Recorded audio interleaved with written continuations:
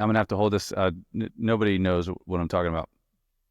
I've had microphone troubles for about the past half hour. The computer mic is not working on my laptop for whatever reason. I don't know. I didn't think this mic would work, this big son of a bitch, because I didn't have a power cord for it. But apparently it draws power from the computer, so we're doing just fine. But I do unfortunately have to sit here and hold this like this the whole time. So, but problem solved. Problem solved. We're 45 minutes into 0 minutes. Is it 45 minutes? Yeah. Sorry. Well, here we go. Now we're good. Now we're good, man. Let's All right. party. What do you want to talk to me about? And I'll talk to you about anything. Ask me a question. Well, we did attempt to record, and I do want to go back and tell a story. I don't remember how we got on. We got on the news.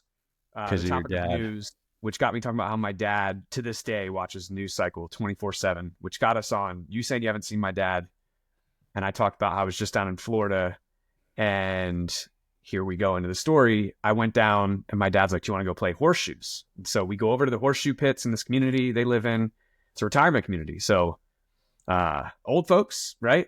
A lot of them are veterans. They're not good at horseshoes, but they will still talk shit while they're playing horseshoes, which is fantastic. Some of them are pretty good, but and actually we weren't playing horseshoes. We were on the horseshoe pits. I'm sorry, we were playing cornhole. So they probably would whoop me at horseshoes.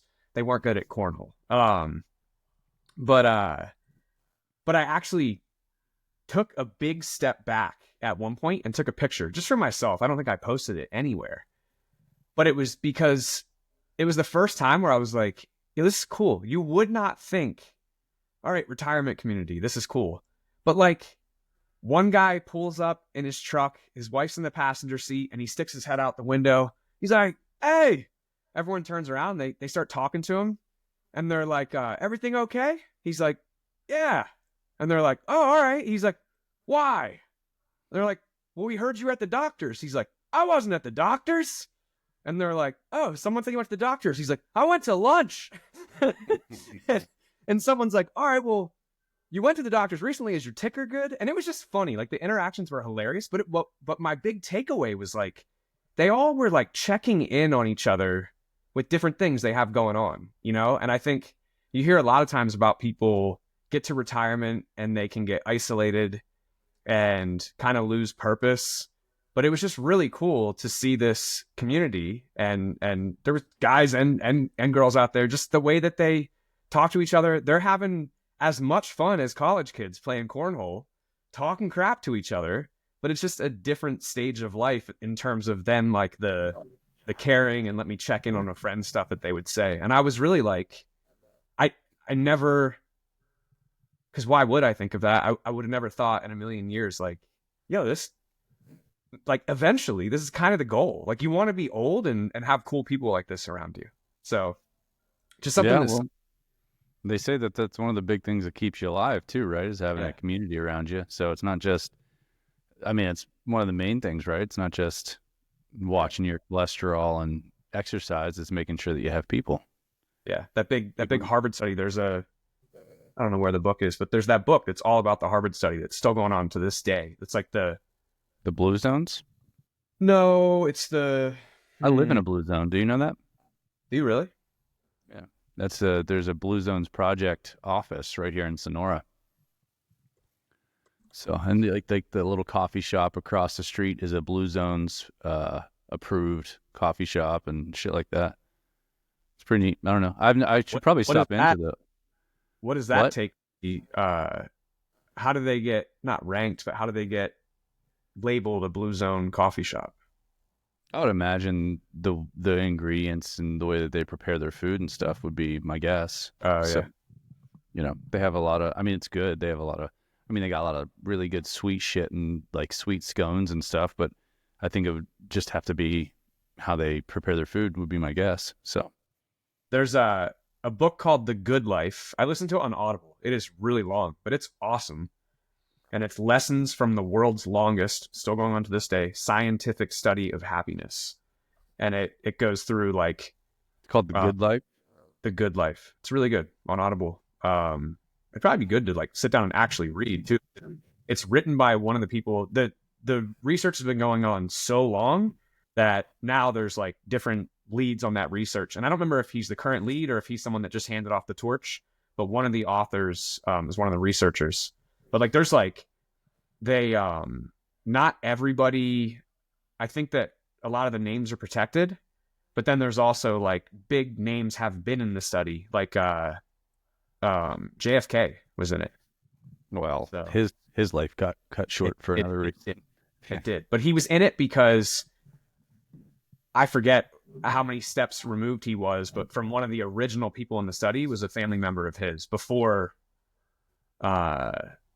they became the family that they became. So, but cool book. And yeah, that experience at the horseshoe pits playing cornhole was like multiple lessons from this book of like seeing it in action, being like, yeah, that's dope. So Yeah. maybe it's a sign of getting close to 40. I'm like, these old people are cool. Well, I mean, I think it's just that your perspective, you have Yeah. a better perspective on what matters, right? And being able to hang out and with people that you like and do something that you like is more important than a lot of the other bullshit that we tell ourselves is important when we're younger. Yeah. And then they just had they were all like practicing for, I forget what they call it, but basically like their version of like the Olympics, but it's all different like yard games. And they just had it. And I talked to my parents this weekend, and my dad's like, your mom's team placed third. I was like, awesome. Like, and we were talking about different events, and they're like, oh, she won this event. And my mom was like, that's because the people we were playing against weren't strong enough to throw the horseshoes the whole way across. My dad's like, hey, win's a win. Maybe your parents aren't old enough to be competing. Yeah, right. with Right. people. Oh no, trust me, my dad They're not fits even 70 right. yet, are they?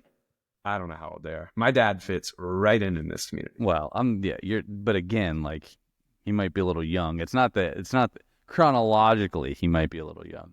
There were people there, like the day that I was there are people that are much, much older than them, like where you're like, whoa, like this person's hanging in there, like Are you still alive? to some that I'm like, dang, like I wouldn't have even thought you were old enough to live in this community. So Sure. cool. That's what my mom is in it's a 60, it's like the oddest age, 58 and up or something community or like something like that. And my mom is 68. Yeah, because I'll be 39. So she's 68 and she's like the kid in there. And they like all call her the kid and like treat her like she's younger and stuff. It's like she's 68 years old. Like she's not It's young. not that old though. It's not that old, but it's not young. It's old. That's 20 years away. I mean, 30 years away, Todd. 30's, that's a good chunk of time, buddy. 30's gonna go fast. I get that, but it's a good chunk of time, and still like, so it breaks down into like, almost, I don't know, quadrants of your life. So it's like 0 to 20 is, young is childhood. Then young adulthood is 20 to 40. Middle age is 40 to 60. And then 60 until you're dead is old age, is kind of how they break it down. I thought you were going to talk about too how life goes faster because 0 to 20 percent of your time. Yeah. Like that perception of time going faster is actually legit because comparable chunks of time are a much smaller percentage of your life. And I mean, dude, if I stop and think about the fact that the gym is in year 14, it will be 14 years old in October. There's no way. There's no way. The gym has existed longer than I was in my whatever school years. That's crazy. Whereas, first or kindergarten through senior year of high school feels like that was not an eternity ago. It just feels like it was an eternity. Like it's it's such a massive part of your life, but it's not. Like Finley's already in second grade. Well, I mean, it's just I think we're just finally at the point where our perspective starts to shift because we have enough of other life experience that it doesn't resonate in the same way because we've been adults for a long time now. So for 20 years or so.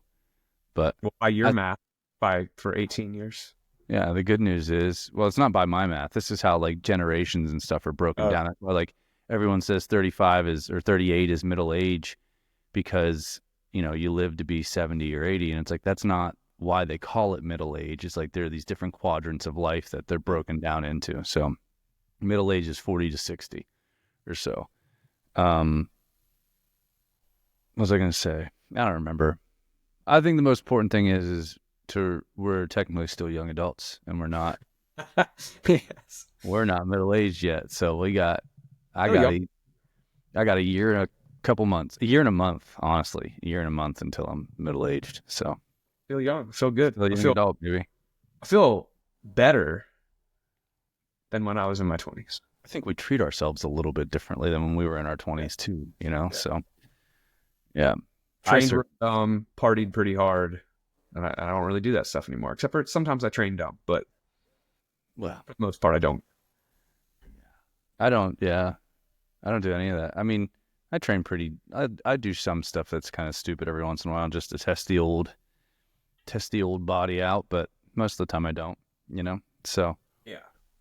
but I'm cooler. I think I'm cooler. I'm sure. Yeah.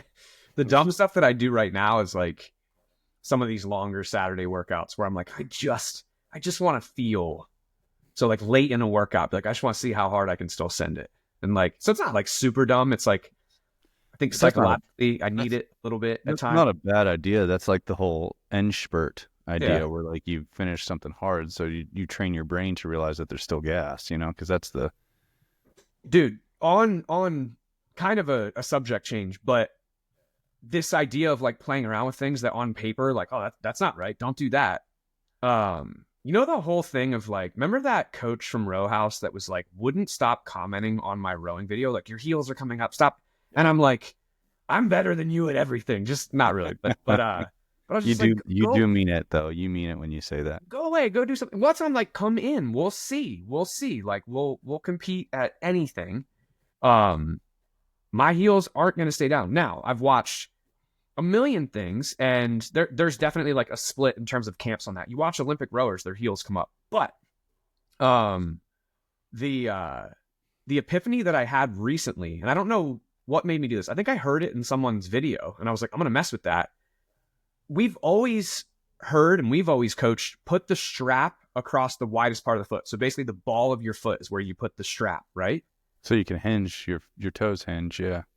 Okay, but now think about doing a leg press. If you were to put because in order to do that, my foot, the size of my foot, that strap then is set to 5. You know, the plates that you can move up and down where your feet go on the rower. That's 5 for me. Well, if you think about the higher the number that you're putting it on, the lower your foot is going down. So now think about being on a leg press where you're laying back and pushing into a plate. The lower you put your foot on that plate, the more The less ankle drive mobility. you have. The higher you put your foot on that plate, the less ankle mobility it's going to demand. Does that make sense? I mean, more hip. So someone talked about this idea in a video, and I was like, I'm going to play with it. And now I row with that sucker at 2, and the strap is way up on my foot. And when me and Dan go to do the high rocks, he's like, oh no, we have to figure out what we're going to do for this because we can't do these transitions like that. And I said, dude, just try it. Because he watched me go. We were doing 250 switching off, 250 switching off. And I was easily holding like a 142 to 145, easily. 500 split. And so he went to get in. He's like, all right, yeah, I'll put my foot here. But he was like, this is going to be terrible. And he did like 4 strokes and he just looks over at me and he was like, this is effortless. For like compare same effort level with your foot lower on that plate and your numbers are through the roof. And so we were like, this is what we're doing. We're going with it, set it 2, and you can rip. But just as I heard one person on a random video talk about this, but I don't see anyone else talk about it. Everyone else says widest part of your foot, basically the ball of your foot. But that puts your foot super low. And I don't think I have bad ankle mobility, but I feel super restricted in my ankles at that height. Push those suckers up, go to a lower number on the plate so your foot goes higher and your leg drive goes through the roof. I mean, that makes sense, right? Interesting. That's cool. And the second thing that I've been experimenting with, and I've been having some of the operators we work with do this. I've had people at the gym do it. Is rowing without ever using your arms. So you just hang on, arms straight to the handles, and focus purely on leg drive. And Yeah. I can row in the low to mid 140s without a single pull. And then you add the pull, and then you'll see for the same exact effort level, it actually doesn't change your tempo that much. It's that big leg drive that's doing all the work. Your arms are just like a quick finish that's maybe going to shave 3, 4, maybe seconds off, which is like not insignificant.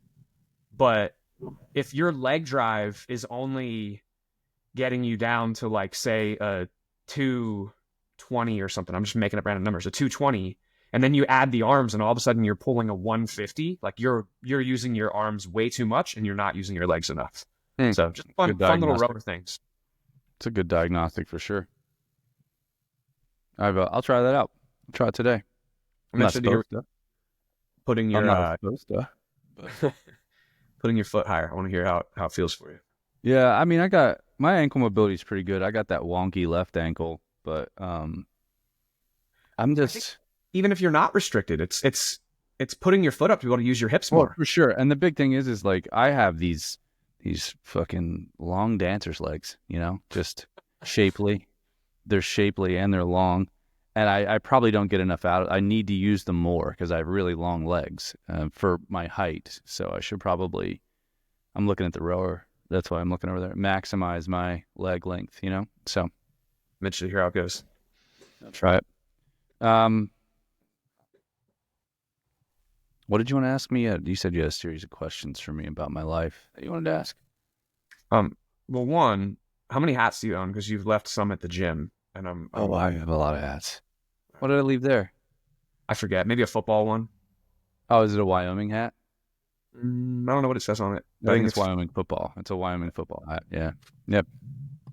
A lot of hats. Got a lot of hats. More than I need. Probably should get rid of some. I got this one. I just got this one in Montana. Well, that's what I was kind of doing. I was just like leaving a trail, you know. Something to remember me by. I'll be back, but it's like when I'm not there, you're like, oh, Todd's hat's still here. That makes me. It's like a teddy bear for you. Dirty gym shorts and a sweat stained hat. Oh. Are there some shorts there? I don't know. Probably. Oh. Probably. Your whatever month you were last in the gym, it was probably we'll say July shorts. Your July shorts are in the gym. No, it was September. Okay, your September shorts are in the gym. Cool. Great. Good. I don't know. I'll need them when I come back. Ask you about well, I guess we're not gonna, I was gonna say before your headphones die, we should talk about our topic, but we don't need them. I covered it. You worry about your headphones dying. No, I got this thing. I'm holding my hand as the stand, so we're good, baby. We're good. I think we were going to talk about, I mean, because we got, Kettlebell Mile is coming up, and in Jesus, like month, 2.5 months. And then, we got some other stuff coming on with Rucking, and it's good exercise. And apart from the thing that we are going to do, that I don't know, I'm going to be very vague and like mysterious about this.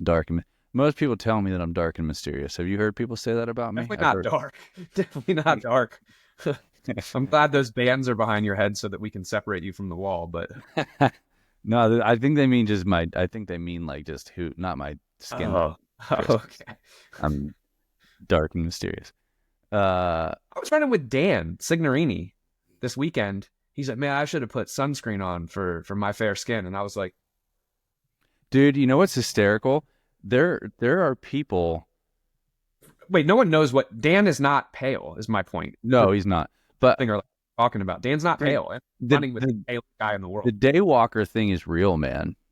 Like did you ever see the thing on South Park? Like there's gingers and there's daywalkers. Yeah, I'm a daywalker, man. Like I can go around and take my shirt off and not die. But like there are people that like Leanne, she's not even a ginger. She's just she like gets burned by the moon. Like she gets moon burns. So, and it's just amazing that I can go around all summer and like, as long as I put a little bit of sunscreen on, I'm not bad. And like, I train outside shirtless most of the summer. So it's interesting. I don't know. So maybe I'll pay for this. I don't know. Maybe I'll pay for it. But as it goes right now, things are You going all should right. go to the. I go to the dermatologist every year and get the full body scan. I'm going to tell you something that's not going to surprise you. I couldn't tell you last time I went to a doctor for anything. I know that. I know that. No, But it's no. good. It's good. And I do have different like spots where I'm like, ooh, I don't know. And then they go in and they look at it with their little thing and they're like, nope, that's just shaped like that because there's a hair follicle in there. All right, cool. I'm going to ask them, I've been sunning my grundle. And Yeah. so is there a risk? Like, is this my vitamin D is through the roof, but like, do I have a cancer risk? What's happening? And I think they're going to be impressed. Really is what's going to, like, this thing is leather, man. Like, how much sun have you put? I'll stop. We're going to talk about rucking and, and carries and things like that. So, why we're doing the Kettlebell Mile, kind of where it started, and some rucking stuff, and talk about like weights and percentages and things that I think a lot of people get confused about. And so, yeah, I don't know. I in the notes I said to start with like why we started to do the Kettlebell Mile, and I don't know if do you feel like that's still a good place to start or what? But Yeah, I think maybe first say a little plug of like the Kettlebell Mile is taking place May 17th. And 17. I'll tease people with conversation that you and I had yesterday, but I'm like, Teens. we are 100% going to do that. We're going to change the course this year. It's still at the gym, but we're going to make it so that with only slight movements, you can see whoever's going at a time, you can see them the entire time. We're not going to do the big loop around the gym. So that's the first thing, is the course is going to be different this year. It's going to stay right around the building that our gym is in and the one that's directly next to us. And then we are also going to, I think we have to, like I want to, add a second class. Is that what we would call it? I don't know. Event. It's a different event. I mean, it's just a different Yeah, a event. second event Honestly. to it this year, which is, we'll say a doubles event. So, It's like and tennis. I had another idea, but I think we just save it. Every year we can like add something different. So this year there'll be a doubles event, which is you and a partner. And instead of it being a suitcase carry, it's a farmer carry, but you don't get to split up the weights. It's like one person is always carrying 2 kettlebells. You can switch off, anytime, and fastest mile wins. So, Do you think that if you and I were on a team, anyone would catch us? I don't think so. I think we would smoke everyone. okay. Dirk, because Dirk was close to me in time last year. For sure. But the extra kettlebell adds a dimension. For sure. But Dirk but who would be with him? Like, I would say Garber, but Garber hates running. Like, so he's training for the High Rocks and you have to run to get ready for it. And he's just like, I hate this. I hate this. And so the other day in the gym, I understand. I hate it too. the other day, him and Brad are in the gym and they're doing, me and Dan were doing kind of practicing some of the transitions for doubles. And Brad said, hey, Chris, Garber's going to do the run, the thing that we're going to put on at the end of September. I almost said it. And I said, really? And Garber goes, absolutely not. I was like, come on, dude. And Brad goes, there's still time for Pearson pressure. And I was like, did you just say Pearson pressure? And apparently this is something that Michelle came up with. She started saying that Brad Pearson pressures people in classes. I was like, now I wish my name was Pearson. So Pretty anyway. good. It's pretty good. Yeah. So the kettlebell mile, I mean, the true impetus was research at the Naval Academy, that they were trying to find that like there's a differentiation between guys that could ruck really well and others that could run really well, and there wasn't really a crossover, and they were like, well, what's happening here? And so that caused them to kind of to study it and see why the guys that were really good at rucking sucked at running, and why the guys that were really good at running sucked at rucking. But then you were out at the site with the operators, and I think you got pulled into doing it, didn't you? Yeah, I was in the gym one day and a few of the guys pulled up in an SUV garage doors were open. It's nice out. And they start kind of like jogging into the gym. I'm like, oh, what's up, guys? And they're like, grab a kettlebell, come with us. And I was like, guys, I got to be here coaching. And they looked around the gym, like without really saying anything. There's no one there. They were like, oh, okay, yeah, I wouldn't do it either if I were you. Like, I would just, yeah, it's probably too much. He can't do it, right? Yeah. And I'm like, okay. And I'm like, what are we doing? They're like, you are going to go grab a 24 kilo kettlebell and you're going to get in the truck and then you'll find out what we're going to do. And I'm like, all right.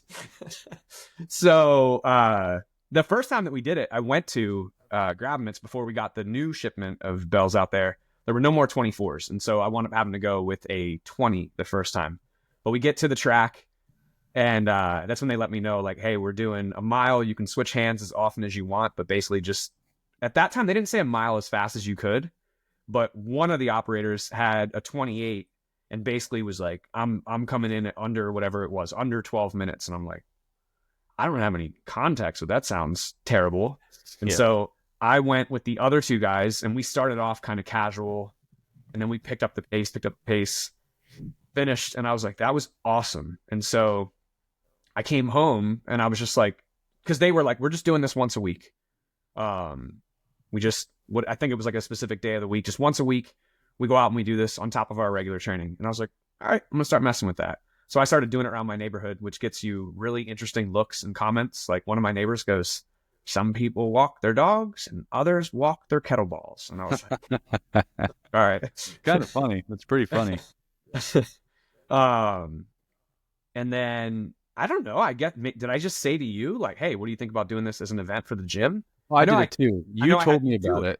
Yeah. And then I went and did it and I was like, oh, that was kind of fun and not moderately, like slightly miserable. And like, and then I don't remember exactly how we decided that we were going to do it as a challenge for the gym, but in an event, but then we did. But I think we both have been playing with it, like doing it slow, I tried to do it as fast as I could and then doing it slow and then just kind of using it as training and also as a challenge. And then we were like, I think this would be cool to do at the gym, Yeah. And then we made an event. First one in 2023. Had a really good turnout. Big mistake we made was we said that we were going to cook out and it was like 90 degrees out.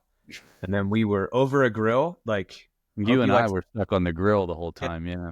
Hope you like sweat in your chicken. Well, I spit in it too. This is a nice time to admit. I spit in everybody's food that whole time. Exactly. Yeah. But no, that was fun. But I remember then for 2024, we were like, dude, we're not going to sit there and slave over a grill. I want to socialize with people.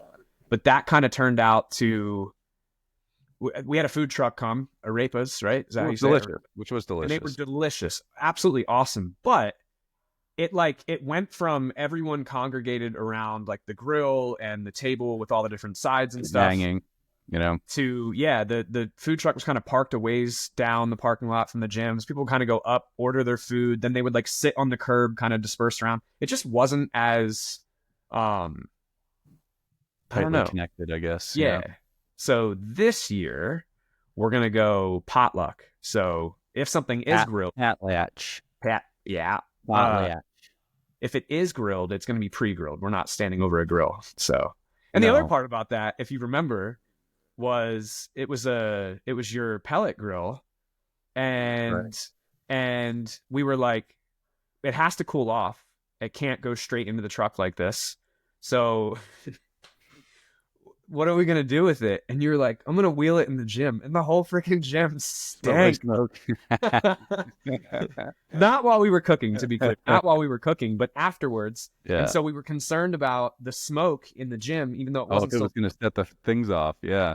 So we put it in the bathroom where there's the fan. And it was just like, that bathroom stank for days. So, yeah. That's smart. Yeah. Listen, it cooled off. Everybody won. We did fine. Yeah. Yeah, it was a good time. And then, you did it in 11 something, and I did it in 12 something that year. Yeah. So, yeah. The fastest I've done it in 10 something is my fastest one ever. Which is screaming. It's lungs burning. However, we should clarify in the article. Mike Provost, something like that. You can find it on the Strong First website. Just look up Kettlebell Mile, Strong First. It'll come up. In that article, he has people build up to running. So he says something in there like the goal is like an 8-minute mile. But so if you're hearing like, oh, 10 is like feels terrible, we're not running. We're doing like a shuffle, basically. Shuffle. Yeah. Well, dude, fucking 8 minutes it would be screaming. That's cooking. Yeah. But everyone has been saying, like, a lot of people are running. Like, they don't have one foot in the ground. And this year, there's a big push for, can you just say, like, get it done however you want? If you want to run it, you can run it. And I'm like, I kind of don't care. So we could also possibly have that change this year. Yeah, I remember from last year. You might have a rude awakening for those that are thinking, like, oh, it's going to be so much better running. Your heart rate's going to go through the roof. And it's going to tax your grip even more because you're going to have that, like, yes. So, yeah, if you want to run it, see what happens. Yeah. I mean, the shuffle works, because you can maintain it and you can still go pretty fast, obviously, but I don't know. I don't care. I guess if people want to run it, they can run it. I don't care, but I guess we can make that change. But yeah, so, but it started up for them as like, because he started having people ruck to kind of start to strengthen their hips, right? And alleviate some things with crossover gait with guys that had crossover gait when they would do VO max testing for their run and stuff like that. And they would see these weird gaits and they're like, well, strengthen the lateral aspect of the hip would help with that. And rucking certainly does that. If you've done any kind of ruck with an appropriate amount of weight over an appropriate period of time, you feel like the lateral aspect of your hips, like your glute med, all that nerdy stuff, you feel it fatigue. And so it does build that strength. And you saw that it helped, but then I don't remember exactly. I'm recalling without having read this article in quite a while, that the unilateral, just like holding a kettlebell on one side to challenge the opposite hip, they started doing that. And then that helped even more. Yeah. And it alleviated the crossover gait that the cadets, I think they were studying cadets, started to have when they got fatigued. Yep. And so, and then they looked at different loads of that would be appropriate and where there was like this breaking point of maybe this would be too much. And so it started about 20% of body weight was like enough of efficiency to create the efficiency you need to get something out of like both the carry and out of rucking. And then the top of that was like 35%, both with the carry and with rucking. And so that's kind of why they based the kettlebell numbers, like the weight that you would use. So dudes use a 24 kilogram because that's going to be, for most guys, it's going to be right in that sweet spot. And then women use a 16 because for most women, it's going to be right in that sweet spot. And it's about the same with rucking, right? So with their research, they say up to like 35% of body weight. But I know there's other studies, and I don't remember exactly what it was, but it's like you start to see, if you're consistently rucking, you start to see diminishing returns if you're over 50 pounds a lot. So like 50 pounds is like pretty much where you want to stop. And then you look at a 24 kilogram kettlebell, it's 53 pounds, right? And so you don't want to be doing a ton of rucking with more than that. But one of the things that like, I know when I program rucking for people, I think what you have to look at some of this stuff, and we can talk about whatever else within this that you want to talk about, but you have to look at populations, right? So we're talking about a military population, people that have experience with rucking and moving under load and all of that kind of stuff. And so for them, 20% might be the cutoff where it's like this, we need this amount of stimulus to really start to make a change. But for other people that haven't done it before, I'll start as low as 10% or 15% because it's not like they have this accrued experience of either running or rucking that would allow them to benefit from having 20%. So for most people, I think 20% year round is a pretty good place to be. And then like specifically if you need to go up to be able to train for something. But I think it's important to note that like staying within the right weight range is important because first of all, you need enough weight to be able to get something out of it. But then second of all, if you put too much weight in your pack, in your hands, whatever, over a longer duration, you start to see diminishing returns, both from like, you don't need to put that much stress on your joints, like on your spine, your knees, your hips, because you don't necessarily perceive it. But when you have a load on your back, like, and you're carrying it, it's trying to twist you. It's trying to twist you the whole time, and you don't perceive that, but that's what's happening. So you have compression force on your spine, and you have shear force in and that rotational force the whole time as you do that. So if you're using too much weight, you're going to accelerate that stress more than you need to. And then you just have your hips, your knees, your ankles, and and even your shoulders that you have to, like, is it an undue amount of stress for those kind of things? And another thing to consider is inefficiency. So if you start to get too high in weight, you start to create bad habits. Like, you start to change the way that your gait is, and you start to change the way that you breathe, your breathing mechanics, all of that kind of stuff. And so, yes, there are points you just have to get the job done, and like maybe it's going to be over 50 pounds that you have to use. But in training, building efficiency and building the volume that allows you to be able to handle heavier loads later is really what matters the most. And so,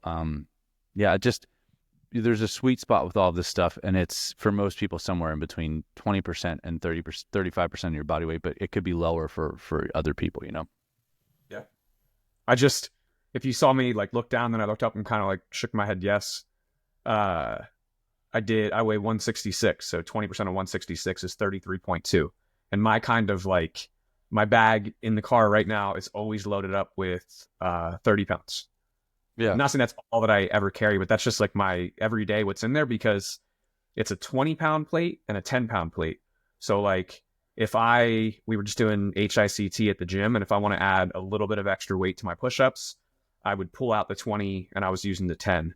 But then if I want to go do like light, like low impact, just get out my feet and move, I'll drop the 20 back in there and go for a walk with 30, which is like not, doesn't feel like it's like this, doesn't feel like it has much of an effect on your breathing or anything like that. It's just like a nice, like, everyday kind of weight. But I think, for me, 166 times 0.3. Yeah, for our event that we're going to be putting on, it's 30% of my body weight is 49.8 pounds. So almost like it's still right in this, in that sweet spot, you know? Yeah. I mean, I'm 195, and so that's about 40 pounds is about 20% of my body weight, and that's like around there most of the year. Now, if I'm like, during the summer, I'll do some heavier stuff up to 50 pounds, and I'll definitely do that this year because, you know, I'm going on that sheep hunt in the Northwest Territories. But you know, depending on what population you're a part of, if you're listening to this, you know, if you're law enforcement or military, and you're like, well, there are times that I'm in a 75 to 100-pound get up. It's like, great. It doesn't, like, getting into that consistently is not going to help you, especially if you're in it right now and like you've adapted to it to a certain degree and because of your work. But if it's something that you have to prepare for, one of the things that I like to do to help people do that, to just feel the weight, is you can do short stuff. Like, Chris, I forget what summer it was. I think it was like 2017. Chris watched me just murder myself in the back of the gym, because I would do quarter-mile repeats with like 100 pounds on my back, and was not necessary, but I wanted to see what it was like, and it was like, it was more than I needed to do. But what I like to do is shorter stuff, like do like a quarter mile at a time, so you start to feel it. Or more often, what I'll program is high intensity continuous training step ups with heavier weight, and we'll go up to, like, I've done 50% of my body weight. I wouldn't program that for everybody. I can handle it, and if you're experienced, you can handle it. But for most people, I keep them around the 35% to 40% of their body weight. So you get used to a heavier pack, and you feel what it feels like, and you get some of that adaptation, but also in a more controlled environment. But you've spent so much volume building efficiency under load, learning how to breathe under the load, learning where to put it, how to load your pack, and how to move with it. And you've built up some of the resiliency from being able to handle all of the volume. Because if you put too much weight in your pack, especially until you build some kind of resilience, you'll beat the shit out of yourself, and you just won't adapt to it, and you won't get enough volume so that when you do need a heavier pack, you won't be efficient enough to do it. Yep. So, I think it's also worth talking about. I had a call with Heather, one of our online clients, the other day, and she was asking questions about, should I get a Go Ruck bag, or are one of these generic ones okay? And I'm like, I don't really know what the generic ones are. I would go with the Go Ruck bag. And then she was like, okay, now vest versus pack. And I was like, oh, absolutely a pack. yeah. But also making sure, but apparently she was saying every single bag on Go Ruck had this. So I think one of the ones that I have, it just is missing. But like you absolutely want to have the hip belt. Yeah. Absolutely want to have the hip belt. Otherwise, it's going to be pulling you and pressing down into your shoulders. And with the hip belt, it almost like it kind of rides your hips, and the bag is almost, it's not floating off your shoulders, but it's not like this major compression, which is why I wouldn't get the weight vest, because the weight vest is just purely like all that weight smashing down on your shoulders, messing with your breathing, and not really going to carry over to actual rucking. So. Well, for most of your volume, yeah, like so, I use a Go Ruck bag for most of my rucking, and I have a hunting pack with a load carrier in it that I'll also use because just getting used to well, first of all, it's way more fucking comfortable, and Yeah. and it can carry way more weight. But so yes, I agree. Like, especially what I like about the Go Ruck bags. God, it sounds like a fucking commercial now. Well, I'll say something bad. They're not. They're not. It's not like you're like, oh, this is so comfortable. Oh, it's not super comfortable. But the thing about them is it's obviously it's ergonomically designed by someone that understands how to carry weight, right? And obviously it's designed by a guy that was SF for a long time, so he knows what it's like. But so it keeps the weight in the middle of your back, and you can keep it tight to your spine, and that's where you want the weight. So I really like them for that, and I think for most of your volume, you should have something like a Go Ruck bag or like a hunting pack with a load carrier in it or something like that, because it's going to keep you safe. It's going to keep the load tight to your spine, and it's going to keep you in the middle of your back, which is talking about some of the things that you were talking about as far as not getting pulled backward into extension too much, which a hip belt helps with, and all of that. So having the weight in the right place is a really big part of that. I will say, sometimes I think it's okay and could be beneficial to do a little bit of volume with a weight vest. Like, it shouldn't be your main thing, but the stress on your shoulders can be helpful. If like, for example, you're going to be carrying a heavier pack in whatever situation you might be in. But like, for example, my hunting pack is designed to carry a lot of fucking weight. And I've had it's packing out animals, I've had over 100 pounds on it. And no matter how well you distribute the weight, it's going to sit on your shoulders some, And so conditioning your shoulders to handle a little bit of that weight in a less stressful environment is a good thing. It should not be the predominance of your volume, I don't think.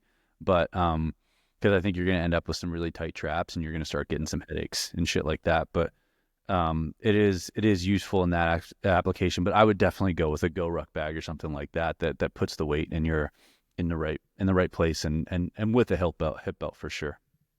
To be clear, I have both. I use weight vests sometimes. The question was this or that, and I'm like, all day Go Ruck bag. If you only have one choice, the Go Ruck bag, without a doubt. Yeah. And it's also useful, right? Like, because it has the handles in different places. So let's say that you're on vacation or something like that, and you can take your pack and you can take 2 20-pound plates to put into it. Like, you can get some training in, you can do rows, you can do squats, you can do hinges, you can do all kinds of shit with your pack just to get it in if you have to, so yeah. But and it could also function as a regular book bag. So for sure, I don't use it that way. But I'm like a bag guy. I'm like an old bag lady. I have so many bags, it's ridiculous. I can't tell you how many backpacks I have. I have a crossbody bag. Apparently I'm a bag guy. I don't know. If I just turn my head to the right, you are worse than me. You know what popped into my mind the other day? There's 7 bags. There's 7 bags within one arm's length. But in my defense, it's a drone. The other one is the rapid reboot compression system. There are five camera bags. Yeah, you probably don't need all that. Yeah. Do you know what popped into my mind the other day? Because I'm gonna shoot. I get a lot of questions about training shoes and like different applications for training shoes. And what popped into my mind was, God, we were probably, I don't know, 25 maybe. And your dad said to me, he's like, yeah, Chris is like the daughter I never had because of all of his fucking shoes. Dude, we were having a talk about this, Jess and I, the other day, about how like weird things from your childhood can affect you as an adult. And I was saying, like, I'm certain that my whole thing of like loving to have different options for shoes, like we were not poor growing up, but this was just like a thing in my house was you got your shoes, there's back to school shopping and you got your shoes and you got one pair of shoes, right? And I'm one of three boys. And so you had like your shoes and it wasn't like multiple options. You had your shoes and then you had whatever sport or sports you were playing. So you had like your shoes that you wore to school and then you had your cleats or whatever. And I just remember friends who were like, oh man, they have like different shoes today, whatever. Like that'd be cool. And then I don't know, like I got my first job and I bought CDs and I bought shoes. and I remember going to college and those like expandable shoe racks that are like basically bars, but they kind of like slide over each other and they can go wider. Yeah. I remember my first apartment freshman year of college had a walk-in closet. I remember walking in there, taking this thing, expanding it out, and having gone just before that to like Foot Locker or whatever and gotten like multiple pairs of New Balances. And I thought like I won the lottery. So, but I think it goes back to being a kid and just being like, I want more shoes. So I just always thought it was funny too, because every time I would come to visit before I moved to Virginia, you would have like the backs of your doors were covered in shoes. Yeah. Like you had a shoe, like the shoe rack, like you're talking about. And I was like, holy shit, dude, how many pairs of shoes do you need, man? I probably have 50 plus, at least 50 plus pairs still. That's insane to me. Yeah. I feel like I have too many shoes, but like I don't have anything like that. Shoes. But mine are like specific applications though too, I don't know. I have different ones for different applications. I will say a lot of those are in a pile of like, let's get rid of these. So still I really like at this point I pretty much have it narrowed down to the Vivo Barefoots, Vans, and the what I'm wearing right now, those Witten shoes. It's pretty much it's just interesting because I have like a bunch of not that many clothes, but I have a fair amount of clothes. I wear the same fucking thing every day. Like I rotate 2 pairs of pants and like 4 shirts, and it's like I don't need all this shit. Why do I keep all of this shit that I don't actually ever use? I purposely wore a different hoodie today because I go to post reels and I'm like, it looks like they're all from the same day because I have the same damn hoodie on every time we film. So well, I always wear this damn shirt or the other flannel shirt. True. It's like it looks like it's the same thing. So I don't know. I thought about just going in a t-shirt today, but I was like, it's kind of chilly in here. I don't want to do that. Got these sweet new hats, so I see that. Yeah, thanks for mine. I appreciate it. I gotta ship one out to you. I know. I don't have it. If you're at the gym, you'd have one right now. But I'm not. I don't live there right now. So I don't know. Is there anything else we can talk about with kettlebell carries or rucking or anything? Or we just kind of let me look if there's anything we missed. Oh, you brought the notes up. That's smart. Why running helps make you better at rucking than rucking does once you're efficient under load. And I can lead into this with a story, which is I did all that training and then went and did the Georgia Death Race. And one of the first things, I came back and I just like let myself recover. And as I was getting back into training, I remember it was during a testing week for Human Predator Pack Mule. Mm-hmm. And I think you did a reel or you did a post and you just said what the ruck test was. And I remember that day I had to take my car in for an oil change and different things. And so I dropped it at Virginia Tire and Auto and I put on, what is it, 30% body weight for that test? 20. It's 20. 20% body weight. I remember I loaded that into the rucksack, dropped off my truck, walked across the street to Algonquian, hit start on my watch, and it was 3 miles, right? 3-mile test. Yep. And just like, I wouldn't even say like sent it like I went like super hard, but I don't remember what my time was, but I remember 39. 39. And then but I ultimately did like 6 miles and maintaining that pace because my truck wasn't ready. So I was like, well, I'll just keep going. I remember texting it to you being like, is that good? And you're like, that's pretty good. Yeah. um, Yeah. I mean, the pass the test is 45 minutes. You want to do it in 45 minutes. So with keeping your heart rate in zone 2. yeah, my heart rate stayed low. I mean, coming off of all of that running, but I Right. think that's the point. Outside of, I rolled my ankle in October, I think, and not heavy, light. Like I couldn't for a little bit, like just the impact of running was too much, but I could ruck to still kind of get my heart rate up. So I would get into terrain and ruck, but it was only for maybe a week or two. So outside of that, and that was 5 months A before while I, before. Yep. yeah, I had not rucked at all. But my strength was there. And then my efficiency with running, which is what I believe. I don't know. I'm interested to hear what your take is on it. Like, I believe that's what made that test Yeah. easy to come well in under the standard. So, Yeah. I mean, and Mike Provost talks about that in the article about how like improving your relative strength and improving your rucking seems to like once you're efficient with rucking, you don't need to do it for more than like a day per week. If it's a skill you need to maintain to be able to do it. I don't know that he goes much into the science of why, and like what I'm about to say is my guess. Like I don't know that it's necessarily what's happening, but here's what I think is happening. I mean, keeping your relative strength up is going to it's going to decrease the amount of energy you need to use for every step, right? So we know that across the board. And then you add load to that, and still the same thing. It's going to decrease the energy cost. So being strong is going to help. It's going to make your frame more resilient. It's going to help you carry the weight better.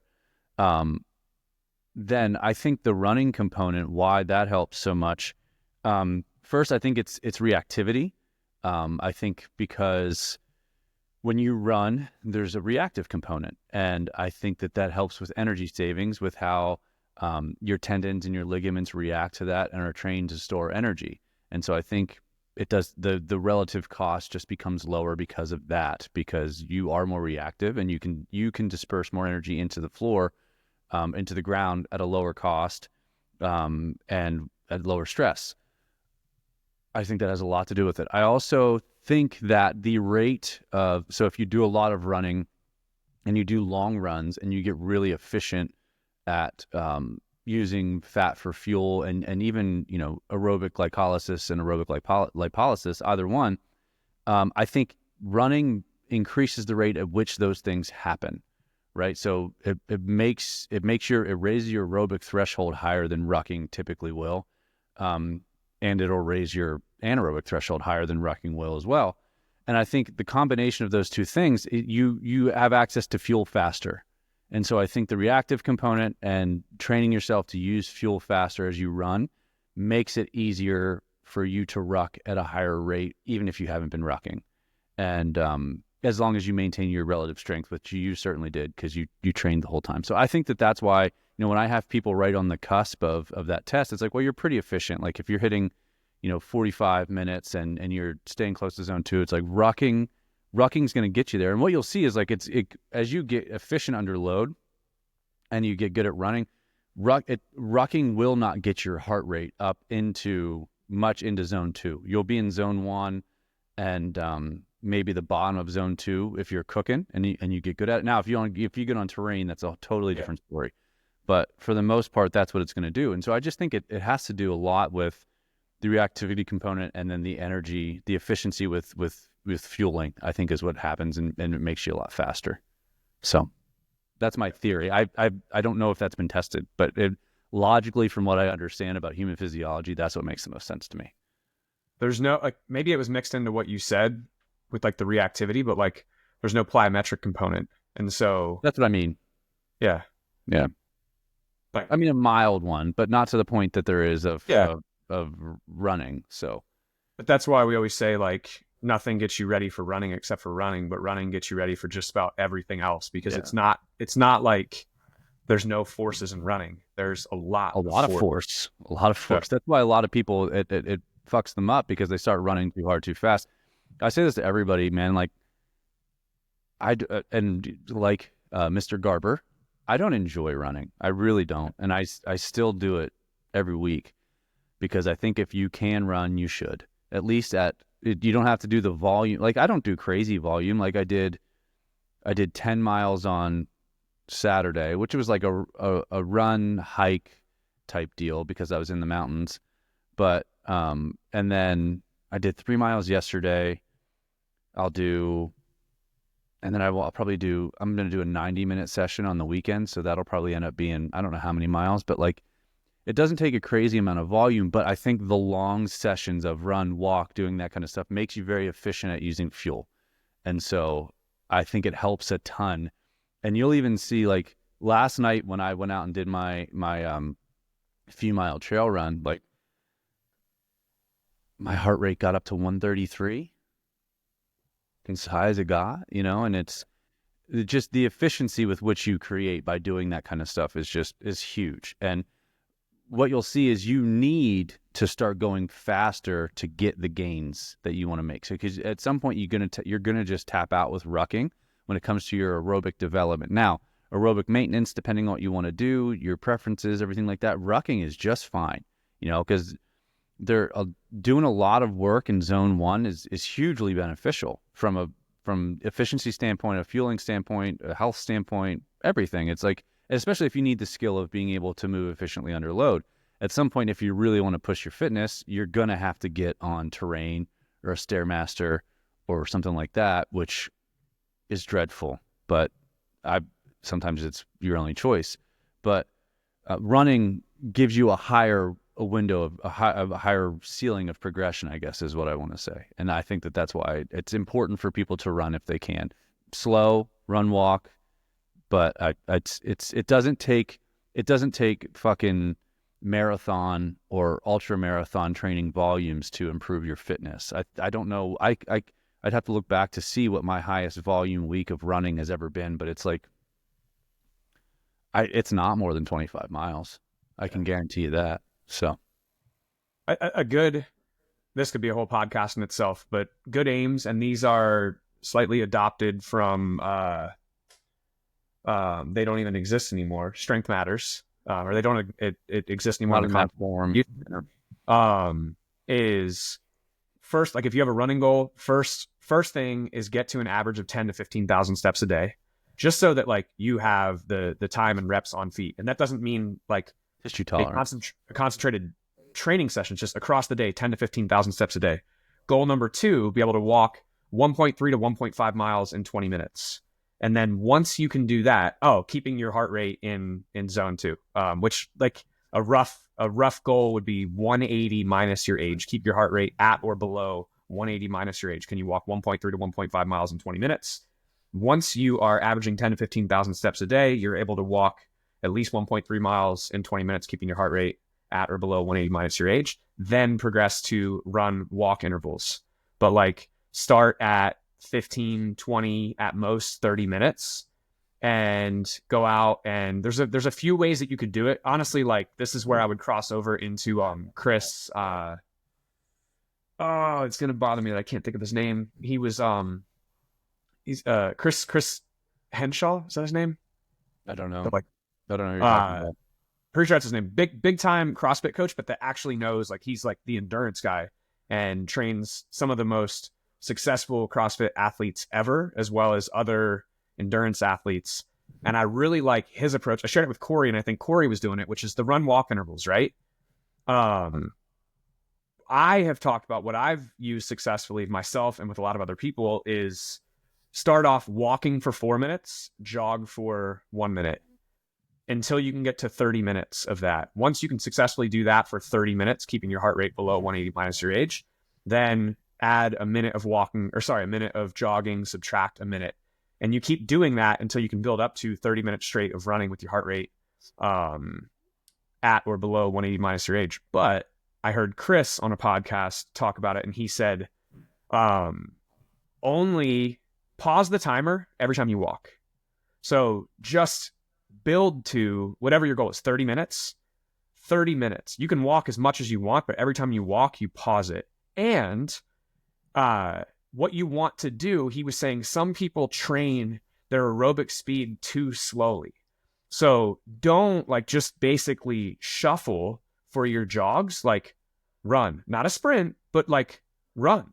And what you can do is like, you're not going to be able to maintain that for very long. So maybe you're only getting 45 seconds, right? And then, all right, my heart rate, you don't let it go over. It's like, it's getting up to that threshold. Then you hit pause on the timer and you walk, almost like a eustress training session, right? But you're just accumulating the time at a given speed goal that's not ridiculous. Like, it's a reasonable speed goal and time. And I was like, that's pretty cool. Haven't messed with it. I've messed with something similar. I think that would be another good progression too. What I really like, two things that I've used that I really like is I do a 30-30. So 30-second jog, 30-second walk. And that seems to be a pretty good sweet spot for getting your heart rate into the right place, but getting enough recovery if you've accrued some volume. And so I've used it for myself. I've used it for other folks, and you progress pretty quickly if you've got a little bit of volume under your belt. I also like doing it kind of in a variable way, right? So jog until you get up to the top of your zone 2, walk until you get back down to the bottom, and then go that way and use that as your interval. So instead of worrying about time, you just look at your heart rate and your effort. So it keeps you moving at a pretty good pace, and then also keeps you in the right place for aerobic development from the other standpoints, right? So I like those two methods a lot as well. So especially when you like, I've seen people that have used the 1 to 4, 2 to 3, 2 method, and they have a harder time progressing. But when we went to like a 30-30 or like the variable, they started to make progress faster. So you could, I have been more and more programming the built-in things in Morpheus, and essentially those are blue zone repeats. Yeah, exactly right. Yep. Run to the top of it, go back, walk to the bottom of it. And it works, man. It really does work. It works fast. I've used it for myself because, I mean, Jesus Christ, moving across the country and everything last year. And then, the fall was kind of erratic. And then, so getting back into being able to run, like, it's helped me get back into running a lot more, and it's been super useful. So, I really like those methods a lot.